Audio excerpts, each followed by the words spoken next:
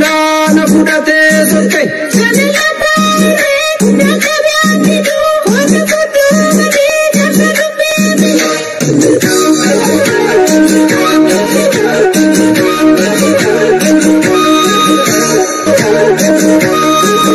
Onnen kakalamna dipusa murake balbalana sati namse na manake kanali jaalala na fudhate sokke.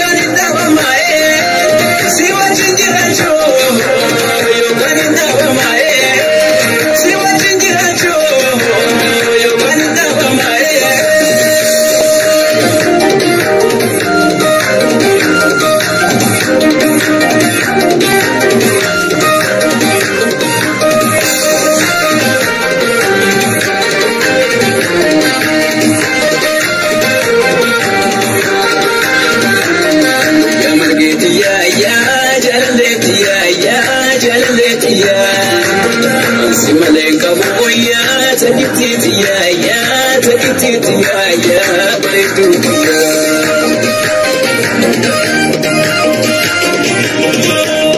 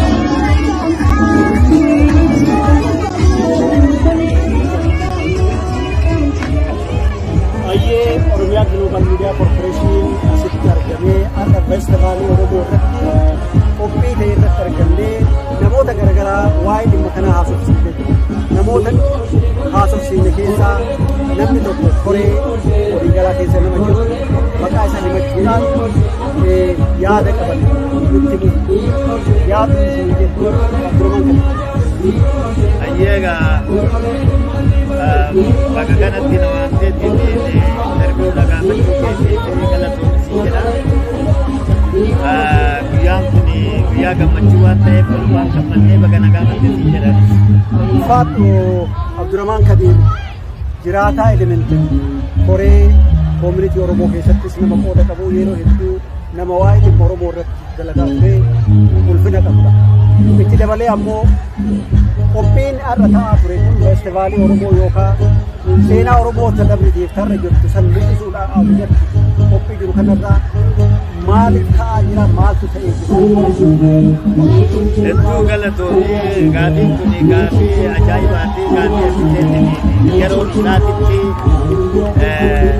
yeroo isaa eeggateetti gaafatame qophii akkuma argitu kana waan kana qopheessuudhaan amata torba irratti dhama'aa turre ammoo yeroo hedduu appilikeeshina wayita galfadhu iyyannaa wayita galfadhu iyyannaa kennaa yookaan Sumaalee waliin yookaan Itoophiyaa jala teessaniitiin yoo gootan malee gochuu dandeessan jedhaniif gaa akkuma miti dhuga gortee gadi buusan turree osoo gabbuu adda irratti baanee baay'ee nu hayyaman amata torba booda nu hayyamaniif guyyaa kana akkuma argitu gammachuun magaalaa Edmonton qofa osoo hin taane Albertaa qofa osoo hin taane ammoo argiteetiin kutaa Kanaadaa osoo hin taane addunyaa hundaati ta Oromoo hundaati jenneetiin abdannaa akkasittillee laalla ammoo bakkattoota na bara baraanillee itti fufuudhaaf argiteetiin hamilee qabna kan daran hamilee itti godheetiin hin jedhu dardarri kenna bakka nu duraan amata dheeraa qabsoo irraa goonee as dhufne kana dardaratti kenninee dardarri kenna waan kana addaan galchaatiin hin jira hedduu itti gammadnee akka uummanni biraallee itti gammadu abdii qabna ittiin jedha. Mee magaalaa Edmonton bakkoota garaagaraatti biyyoota garaagaraatti kana keessee jira Oromoo qofaa miti Oromoonis akka biyyaatti dhiyaatee baay'ina uummataatiif qophii qophaa'ee waliin madaaltan maaltu keessaa mul'ata bakka kanatti? waan nama ajaa'ibsiisu baranuma dhufnee baranuma moona jechuu dandeenya. Biyya 85 waan kanarratti qooda fudhata. Biyyatti 85 akka waan isaanii dhiisaniitiin nutti as garagalaniitiin waa'ee keenya kana laalaatiin jiran fakkaata. Ammoo haqiiqaan illee akkasuma nutis argiteetiin uf dura hamilee kana itti fufuudhaaf haala amma jiru kana haalli amma jiru karaa nyaataatiin aadaa nyaataa agarsiifne buna argiteetiin biyya bunni dura addunyaa kanarratti biyya Itoophiyaa yookaan biyya Oromiyaa kafa bakka jedhu koofiin kun kafa bakka jedhu irraa dhufe addunyaa wal ga'e buna aadaa qabnaa nyaata aadaa argisiifne sirba aadaa ka argiteetiin kutaa 11 dardaroonni keenya argiteetiin sirbaatiin jiranii sirbuufillee deemanii guyyaa 3 akkanatti walitti dhaabbata addunyaan tuni hundi warri as jiru kun hundi dhufeetiin biiti tuni eessa biyya tana Oromiyaa biyya atileetiin beekamtu biyya bunaan beekamtu biyya argiteetiin lagaan beekamtu biyya argiteetiin gaaraan beekamtu bineensa addunyaa keessa jirre akka jeedala diimtuu faati biyya kana keessa jira ammas kan habashaan yaalaa jedhu gorofni argiteetiin saalaan biyya keenya keessa qofatti Oromiyaa qofatti argama waan kanallee suuraa abbaa gadaa kan argiteetiin ummanni keenya Oromiyaan sirna gadaatiin buluu kan mul'isullee suuraa qabna suuraa kanallee yeroo gaafatan waan Oromiyaan qabdu hunda bakka kanatti finne haga dandeettii kenna yeroo addaatiif uftura guyyaan kun guyyaa duraa waan nu ta'eef muuxannoo argataa waan deemuuf haga ammaatitti waan Oromiyaan taate bakkuma xiqqoo sanatti bakkuma kanatti argisiisaatiin jirra si jedhu.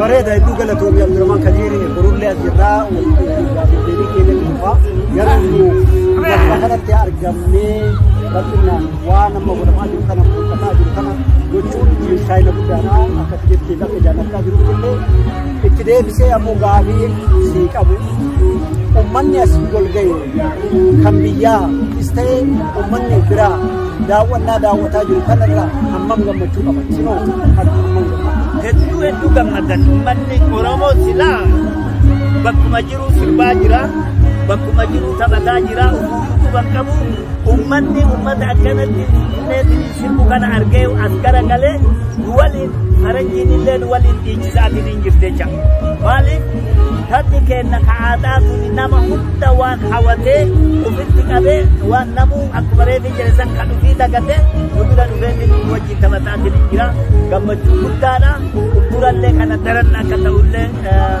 abdii qaba isinillee akka qofa gaafateetiin yaadamumaan deebinaa elementaritti walgahii akkanaa kan biyya 58 qophaa'e kana keessatti milkaa'ina guddaa ummanni keenya biyyoota garaagaraa keessa baqatanii biyyoota garaagaraa keessa qubataa jiran koomunitii garaagaraa keessa jiraa jechuudha maal itti himtu maal dhaamtu akka haala kana qopheessanii adeemanii babbaasanii maal dhaamtu jecha kana hedduu gaafiin tuni gaafii bilbiltuudha gaafii argitee namu wal gaafatee waliif deebisuu qabu ummanni addunyaa kan baqateetiin biyya baqaa jirullee kan argiteetiin biyya Awurooppaa jirullee biyya Ameerikaa jirullee biyya Awustiraaliyaa jirullee wanti waan kana godhe tokkummaa waan ta'eef tokkummaadhaan waa'ee Oromoo aadaa Oromoo bakkuma ofii jirutti yoo ka tolchu taate waadha bakka kanatti bilisoomne jecha namni biyya bakka ofii jirutti Oromoo waliin bilisoomee Oromoo waliin gammade biyyatti illee yoo galeetiin hin jedhe humna tokko ta'a afaan tokko akka taanu kanarraa akka barnoota argattan jisin jedha waan kana kan qopheessuu dandeetteen afaan tokko humna tokko taaneetiin Oromoo naannoo kana jirtu kan warra koomunitii hoogganuuti hawaasni miseensa koomunitii qofa osoo hin taane hawaasni Oromoo hundi bakka kanatti bahee tokkummaadhaan waan kana argisiisaa jira tokkummaadhaan bareedna tokkummaa irratti isin waamna waan kana argitee galateessanii tokkummaa kana asirraa barachuu qabdanii jedha. Bareeda fayyaa ta'e galatoomii ammaa keessumaa keenya kitaaba abdiin qabnaa Oromiyaa Global Miidiyaan qophii yookaan yaamicha sii godhee akka gochuu keetiif ulfaadhu siin jedha. isa dhumaa ammoo yaada'oo qabaattee kanan hafee jettu yookaan dabarfachuu barbaadoo jiraate kunu. Ani illee Oromiyaa giloobaalii dhufeetiin argitee nagaafachuudhaaf hedduu gammadaa nutis qophii wayitaa arganneetiin hin jettu isinis dhuftaniitiin yeroo hunda akka nu gaafattan waan Oromoo waliin tollaa kanumaafuu bakka hundatti isinillee ni dhuftanii nullee isin bira dhufnee wal guddinna Oromoon bakka jiru wal cinaa dhaabbatee wal guddisuu qaba kan jedhu qaba kanuma dhaabbata. Milkaa'inna gaarii wajjin milkoofne milkaa'inni bara qabsoo har'a urjiin isaa mul'ata har'a fakkaata hedduu baga gammadde.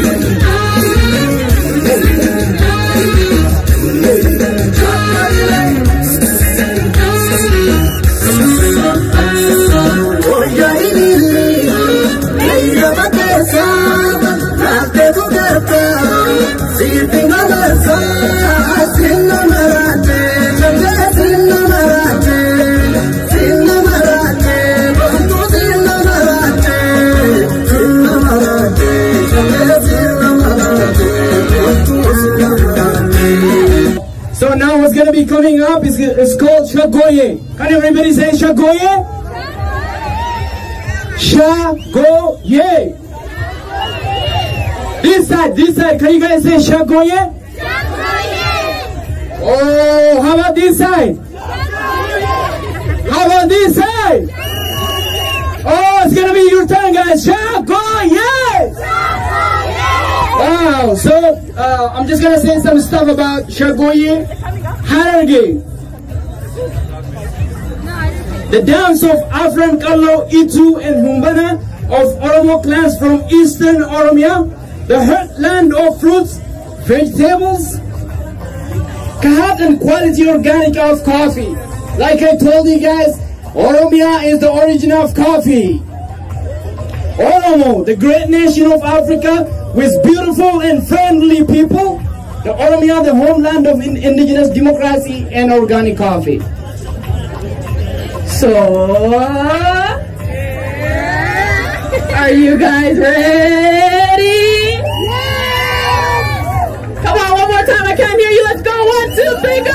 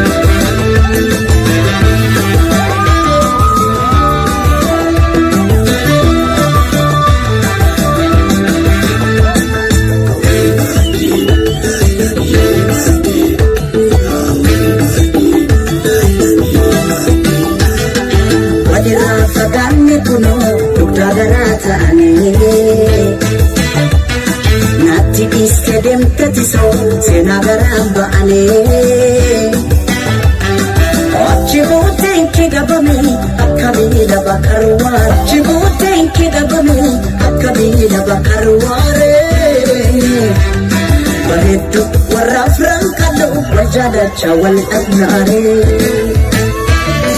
wal abnare.